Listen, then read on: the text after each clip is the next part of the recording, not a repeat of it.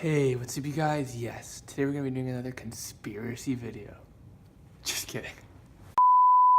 Hi, my name is Gianni Ferri, and today I'm here to talk to one of the greatest poets of our time. Michelangelo di Lodovico Buonarroti Simoni, better known as Michelangelo, is one of the high Renaissance's most coveted and respected poets of his time. The gifted Italian specialized not just in poetry, but also sculpting, painting, and architectural work. Born on March 6, 1475 in the small town of Capesi, it didn't take long for Michelangelo to make a name for himself. Little did the inhabitants of Tuscany know who this little kid would eventually turn out to be. At only the age of 12, his parents sent him to Florence to study grammar, and due to his hate for school, this is where the passion began. He went on to immediately grow an interest in replicating famous paintings and seeking the help of those around him. Over the next couple of years, he began to work with sculpting, and lucky for him at the time, Florence happened to be all of Italy's greatest center for arts and learning. Through continuous practice and desire to become a standout in his trade, Michelangelo finally found a breakthrough. And boy, was it ever a huge one. On only his 13th birthday, he was offered the chance to work as an apprentice with the biggest and most well-known portraiteur in all of Florence, a man by the name of Domenico Ghirlandaio. As the two of them hit the ground running fairly quick, Ghirlandaio realized his new worker's projected ability and potential as an artist of many different sorts. With the help of Michelangelo's father, Ghirlandaio accepted the offer to start preparing him and paying him as a young artist, which is something that's very rare to happen back in the 1400s. Soon after that, the de facto of Florence, Mr. Lorenzo De Medici, who would pan out to be a huge figure in Michelangelo's future, came along and asked Domenico Ghirlandaio for his best two workers, and sure enough, Michelangelo was one of them. Come 1492, the young sculptor eventually made his way down to the Humanist Academy, which was ran by the Medici. This is where some of Michelangelo's first true and world-renowned sculptures were created. Some examples are the Madonna of the Steps and the Battle of the Centaurs. Now also famously, this is where one of Michelangelo's fellow pupils, a man by the name of Pietro Torrigiano, went out one day at the Academy and struck Michelangelo on the nose, causing his nose to break. Due to this act of jealousy from Torrigiano, Michelangelo was so frustrated with it that it is believed there's disfigurement on the nose in all of his portraits. Now this blow from Torrigiano was so firm and hard, Michelangelo's nose broke in a way where it can never be recovered the same again. Due to this, Torrigiano was forced to flee Florence and wasn't seen for a very long time after. Continuing into a bad stretch of Michelangelo's life, one of his favorite mentors, as mentioned earlier, Lorenzo De Medici, actually passed away on April 8th of 1492.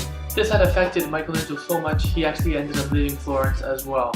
He chose to return home and spend some more time with his father as he slowed down sculpting, artistry, all that kind of stuff. As the Italian continued to make small projects at home, Michelangelo decided to return to Florence in the year of 1499. This is where he teamed up with some of Florence's greatest sculptors, and this period is where some of his most famous and world-renowned work was created. Michelangelo completed the statue of David in 1504. Now still to this day, that is one of the Renaissance's most coveted works, and it truly is beautiful, isn't it? After this phenomenal piece of work was panned out, Michelangelo really got going. Now as time went on, Michelangelo went on to create the statue of Moses.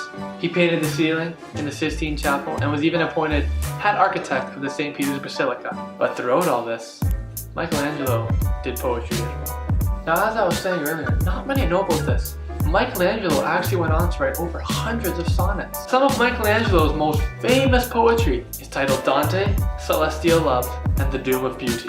The majority of Michelangelo's poetry work is based on money, contracts, family quarrels, obligations. So today the poem from Michelangelo we're going to be assessing is Dante. Now some of Michelangelo's poems are very hard to understand because they're from such an early era, the 14 and 1500s. And so you have to look very deep inside of them, but if you understand the meaning, they truly are fantastic. Let's get started. Alright, now so here's Dante from Michelangelo, and really follow along. It goes like this. What should be said of him cannot be said. By too great splendor is his name attended. To blame is easier than those who him offended. Then reach the faintest glory round him shed. This man descended to the doomed and dead, for our instruction, then to God ascended. Heaven opened wide to him, its portals splendid, who from his countries, closed against him, fled. Ungrateful land, to its own prejudice, nurse of his fortunes, and this showeth well, that the most perfect most of grief shall see. Among 1,000 proofs let one suffice, that as his exile hath no parallel. Never walked the earth a greater man than he.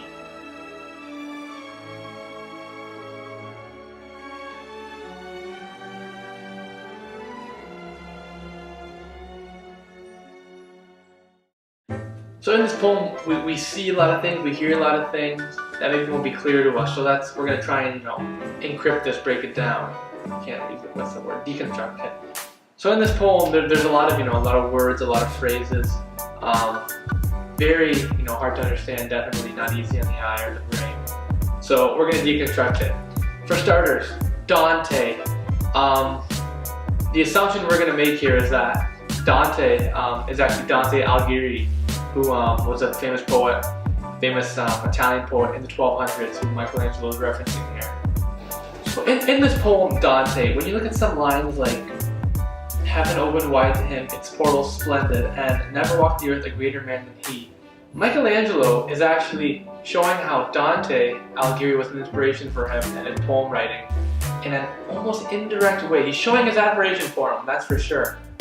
And you think of Michelangelo in your head, you're gonna think sculpture, you're gonna think painter, but you never think of poet. You think, what inspires this guy to be a poet? He doesn't like school, but he does like the arts. And this is it right here. He's showing his admiration. Hence the term Dante is the name of the poem. So just one more thing to add on to that quickly. So personally, something I truly enjoy about Michelangelo is that everybody knows how great of a sculptor, how great of a poet, how good of a painter he was. But he was very humble about this. And I think to pay homage to someone like Dante Alighieri in a poem just shows, the character he has and how great of a guy he really is as well. Hope you enjoyed this video. I certainly did. Hope you learned a lot about Michelangelo. He's a great guy, great poet, everything like that. I'm Gianni Ferri, and I approve this message. Get this on tape.